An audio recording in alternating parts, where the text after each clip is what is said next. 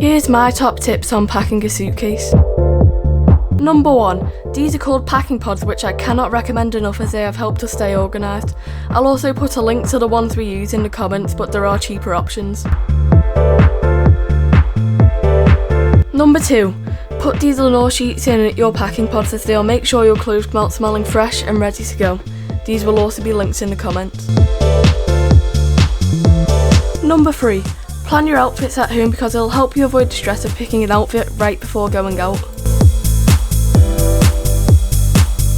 Number 4. Fold or roll your clothes to avoid creasing them, and it also helps create more space in your suitcase. Number 5. Keep your pyjamas and toiletries separate from the rest of your items for easy access. This could be useful if you need to use them on a red-eyed flight. Number 6. Put the items you'll need at first at the top of your case. For example, toiletries, pyjamas and socks. Last but not least, we have number 7, which I think is the most important. Bring a portable weigher to help you avoid extra fees at the airport.